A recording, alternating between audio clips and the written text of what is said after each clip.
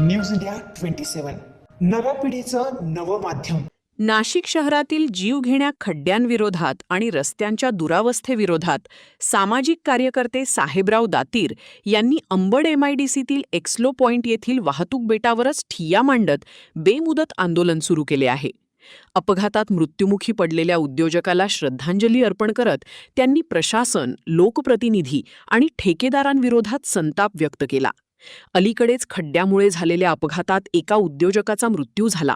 या घटनेने एका कुटुंबाचा आधार हिरावला गेला. पत्नीच्या कपाळचे कुंकू पुसले गेले आणि 4 वर्षांच्या चिमुरडीच्या डोक्यावरचे पितृछत्र हरपले.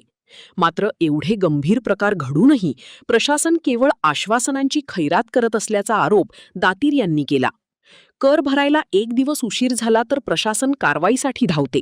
मात्र खड्ड्यांमुळे नागरिकांचे जीव जात असताना जबाबदारी स्वीकारायला कोणीही तयार नाही, असा घणाघात त्यांनी केला. शहरभर सुरू असलेल्या रस्त्यांच्या कामांवरही त्यांनी प्रश्नचिन्ह उपस्थित केले. टेंडर मिळाल्यानंतर कामाची संपूर्ण माहिती देणारा फलक लावणे बंधनकारक असतानाही अनेक ठिकाणी तो दिसत नसल्याने भ्रष्टाचार लपविला जात असल्याचा आरोप त्यांनी केला. गरवारे ते पपया नर्सरी रस्त्याच्या काँक्रिटीकरणाचे टेंडर कोणाला मिळाले, निधी किती, मुदत किती आणि ठेकेदार कोण याची माहिती नागरिकांसमोर जाहीर करण्याची त्यांनी मागणी केली. खड्ड्यांबाबत मोठं संघर्ष आणि राजकारण आणि काय काय कुंभमेळ्याच्या नावाखाली भ्रष्टाचार चालू आहे, परंतु खड्डे काही रिपेअर होत नाही. गरवा ते पपया नर्सरी हा जो मेन लिंक रोड आहे अंबड सातपूरच्या MIDCला जोडणारा आणि दळणवळणाचा मुख्य भाग या रस्त्यावरून चालू असतो, तर त्याची दुर्दशा बघा कशी झाली. पूर्ण MIDCत बघा खड्ड्यांचं साम्राज्य कसं झालेलं आहे. लोकप्रतिनिधी सुस्त आहे, अधिकारी तर टक्केवारी घेऊन खुर्ची सोडायला तयार नाही आहे. एका उद्योजकाचा बळी गेला. आज त्या उद्योजकाला तुम्ही किती पैसे दिले तर त्याचं जे काही छत्र हरवले त्या लेकराचं त्याचं नुकसान भरून निघणार आहे का? अजिबात नाही. तुम्ही पैशात काय तोलताय मृत्यू.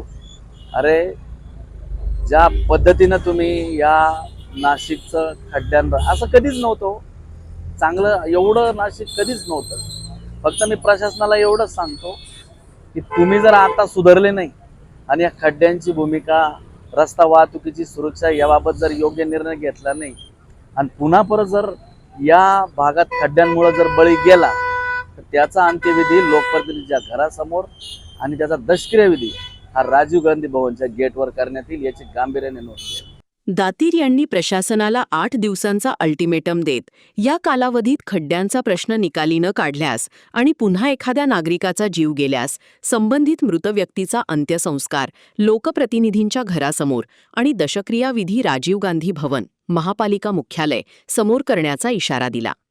नाशिककरांचे जीव महत्त्वाचे की ठेकेदारांची बिले, असा सवाल करत दातीर यांनी नागरिकांनाही आंदोलनात सहभागी होण्याचे आवाहन केले आहे. एक्स शालो पॉइंटच्या वाहतूक बेटावर सुरू झालेल्या या आंदोलनामुळे प्रशासन खडबडून जागे झाले असून यावेळी विभागीय अधिकारी व बांधकाम विभागाचे अधिकारी यांनी सदर ठिकाणी भेट देत सदरील कामाचा फलक लावण्यात आला असून प्रशासनाच्या वतीने काम लवकर पूर्ण व्हावे याकडे नागरिकांचे लक्ष लागले आहेत. Damodar Thorat, news India 27, Nashik.